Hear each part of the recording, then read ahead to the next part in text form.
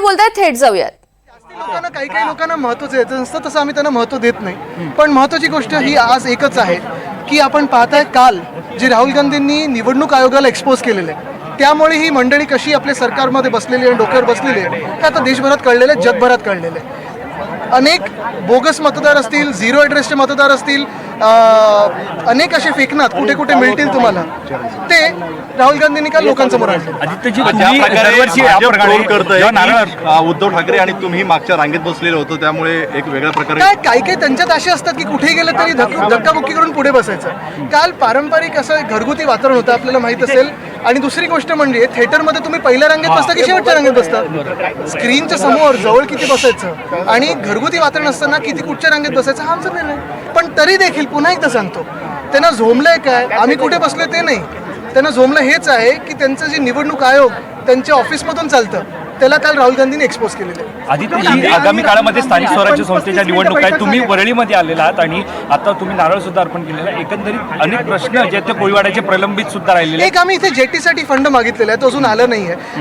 परवाकडेच ह्याच कोळी बांधवांसाठी आणि ससून डॉकच्या आमच्या कोळी बांधवांसाठी मी सोनोवाल साहेबांना भेटलो.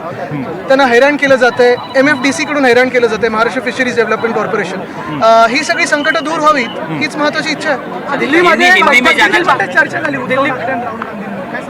हो, पण आता ते घरगुती बैठक होतं, त्या आता त्याच्यात काय झालंय मी सांगू नाही शकत. कारण एकतर त्यांचं काल आपण पाहिलं असेल, घरात आम्हाला सगळ्यांना आमंत्रित केलं होतं, आम्ही सगळेच होतो इंडिया आघाडीचे नेते, आणि चांगली चर्चा झाली तिथे. बाळासाहेबांच्या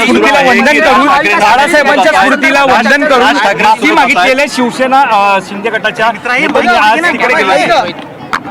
ते मिंदी गटातले लोक चोर गट आहेत.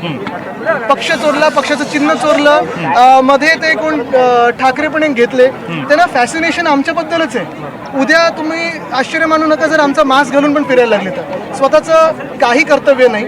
आत्तापर्यंत सगळे जे काही मिळाले ते उद्धव साहेबांनी दिले. तिकीट असेल, राजकीय ओळख असेल, सामाजिक ओळख असेल. नंतर आता भाजपचे गुलाम बनून जगतात. त्याच्यात ज्यांचं स्वतःचं कर्तृत्व नाही, काही कर्तव्य नाही आहे, त्याच्यात तुम्ही जास्ती कर्तृत्व नसताना त्यांच्याकडे लक्ष देऊ नका.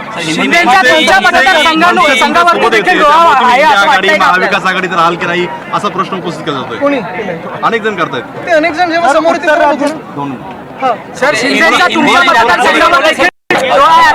अरे खूप पर्यटक येतात तिथे, जागतिक स्तरावर पर्यटक येतात, चांगलं आहे.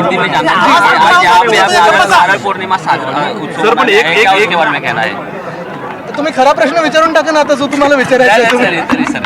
आज नारली पूर्णिमा है और आप देखते हो कि यहाँ सारे जो हमारे कोळी बांधव है वो आते हैं, कैसे जल्लोष मनाते हैं. वही जल्लोश मनाने हम आए, जश्न मनाने आए. आज जब भी आप यहाँ पे आए तभी एकनाथ शिंदे जी भी यहाँ पे आए, आपके बाजू से ही गए, आपने वो भी दिया है, उसके बारे में नहीं, बहुत सारे लोग ऐसे आजू बाजू से जाते हैं, ऐसे ज्यादा ध्यान देने की जरूरत नहीं है. मैं देख रहा था क्या हलचल क्या मच रही थी, बाकी कुछ. एनडीए की मीटिंग में आप जो 6वीं सीट पे बैठे थे, एनडीए की मीटिंग में कब गए थे?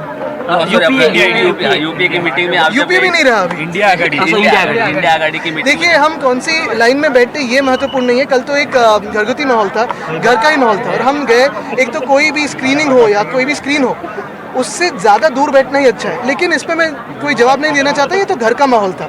घर में हम कहाँ बैठे ये हम तय करेंगे. लेकिन कल इनके मन में जो तकलीफ हो रही है, इनके दिल में जो तकलीफ हो रही है, दिल में जो जलन हो रही है, वो इसी की वजह से कि जो गुलाम इलेक्शन कमीशन भाजपा का गुलाम है, गुलाम बन के काम करता है, उनको कल एक्सपोज किया राहुल गांधी ने.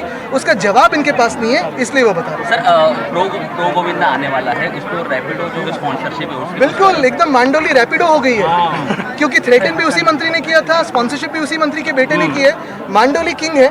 और इसमें सबसे अहम बात यही होती है, मैं CM साहब से पूछना चाहता हूँ कि क्या ऐसे कॉन्फ्लिक्ट ऑफ इंटरेस्ट उनको ठीक लगते हैं? आज तक बीजेपी खुद को पार्टी विद डिफरेंस कहती थी. आज आप देख रहे हो कि यहाँ कॉन्फ्लिक्ट ऑफ इंटरेस्ट हो रहा है. ये एकनाथ शिंदे के सरकार में चल जाता था क्योंकि सारे के सारे लोग चोर थे. लेकिन क्या फडणवीस साहब भी इसको टॉलरेट करते हैं? आदित्यजी, मराठीमध्ये हेच जाणून घ्यायचं आहे की रॅपिडो ज्या प्रकारे आपण पाहतोय, मांडोलीच एकदम रॅपिडो झाली आहे. मंत्री महोदयांनी धमकी काय दिली, 2 फोटो काय काढले, मग लगेच स्पॉन्सरशिप घेतली. पहिलं तर हे कॉन्फ्लिक्ट ऑफ इंटरेस्ट आहे. एकनाथ शिंदेच्या सरकारमध्ये सगळे चोर असताना त्यांना चालून जात होतं. पण फडणवीस साहेब पण हे कसं सहन करतात हा प्रश्न पडला मला. थँक्यू. तर विविध राजकीय मुद्द्यांवर आदित्य ठाकरे यांनी भाष्य केलेलं आहे. एकनाथ शिंदे हे त्यांच्या आमने सामने आलेले होते, त्यावर सुद्धा त्यांनी भाष्य केलेलं आहे. काहींना आम्ही महत्त्व देत नाही, असे काही लोक आजूबाजूने जातच असतात असं म्हणत त्यांनी नाव न घेता हा टोला लगावलाय.